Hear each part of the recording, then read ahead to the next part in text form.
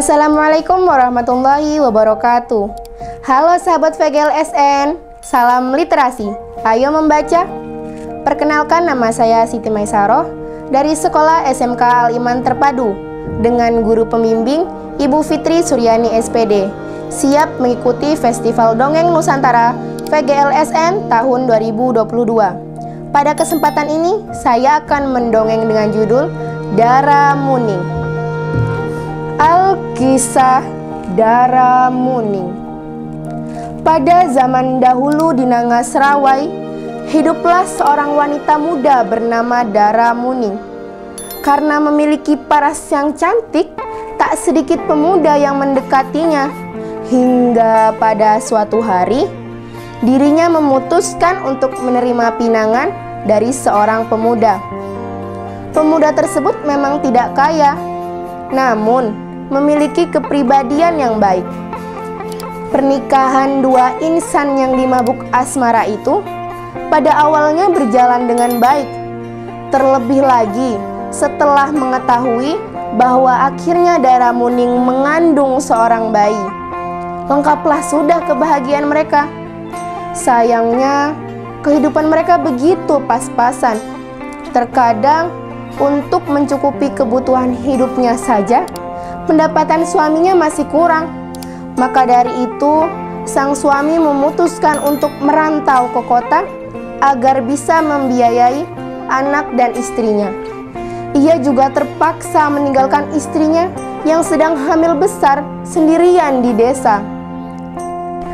Sampai pada akhirnya, Dara Muning pun melahirkan seorang bayi laki-laki dengan tampan dan tak kurang satu apapun. Bayi tersebut kemudian diberi nama Bujang Munang. Sampai sang anak lahir, sang suami tak kunjung kembali. Seorang diri membesarkan anak memanglah cukup berat. Namun, karena kehadiran sang anaklah yang membuatnya lebih tegar dan bersemangat dalam menjalani hidup. Bujang Munang tumbuh menjadi anak yang cerdas dan tangkas. Ia juga sangat gemar bermain bersama anak-anak desa lainnya. Bahkan tak jarang ia membuat sang ibu kesal karena suka lupa waktu saat bermain. Hingga pada suatu hari, ibunya merasa begitu cemas ketika mengetahui Bujang Munang belum juga kembali, padahal hari sudah petang. Ibunya sudah mencari ke sana kemari, namun tak kunjung ditemukan. Selang beberapa waktu, Bujang Munang pulang ke rumah dengan wajah polos dan tanpa rasa bersalah. Meskipun merasa lega, sang ibu tetap tak dapat menyembunyikan amarahnya. Dirinya lalu memukul dengan cukup keras Bujang Munang menggunakan centong yang biasanya digunakan untuk menanak nasi. Saking kerasnya pukulan tersebut membuat kepala sang anak luka dan akhirnya membekas. Kemudian Dara Muning merasa begitu menyesal setelah melihat anaknya begitu kesakitan. Ia kemudian menangis dan berjanji tidak akan menyakitinya lagi. Bertahun-tahun telah berlalu sejak kejadian tersebut. Bujang Munang tumbuh menjadi pemuda yang gagah. Sama seperti pemuda-pemuda desa lainnya, ia juga ingin merantau agar bisa mendapatkan kehidupan yang lebih baik. Syukur-syukur juga ia bisa bertemu dengan sang ayah yang lama tak ada kabarnya. Dara Muning merasa keberatan dan tidak mengizinkan putranya untuk pergi merantau. Ia takut sang anak tak kembali lagi, sama seperti suaminya dulu.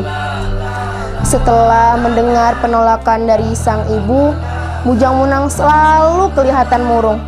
Kerjaannya hanya bersedih dan melamun sepanjang hari. Melihat hal tersebut, sang ibu tentu saja tidak tega. Dengan berat hati, akhirnya ibunya pun mengizinkan ia untuk merantau ke kota. Tak lama setelah mendapatkan izin dari sang ibu, ia pun pergi untuk mengadu nasib. Ia berlayar dan berpindah dari satu tempat ke tempat yang lain.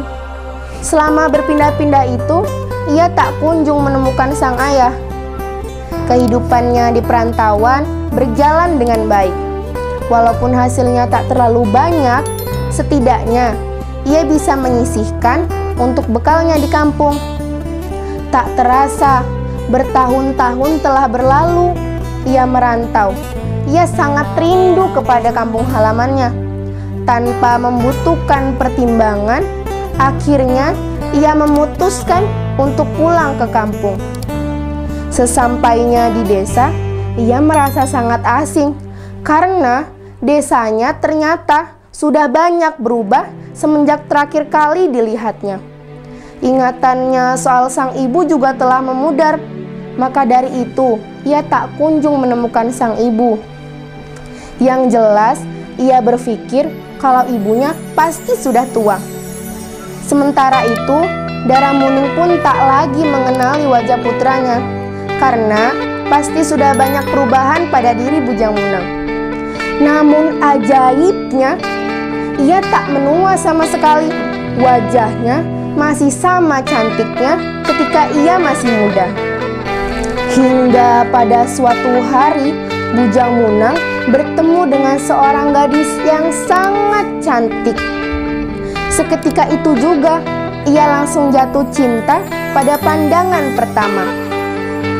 Ia benar-benar tak mengetahui kalau gadis tersebut adalah ibu kandungnya sendiri. Bak Gayung bersambut. Gadis tersebut merasakan hal yang sama.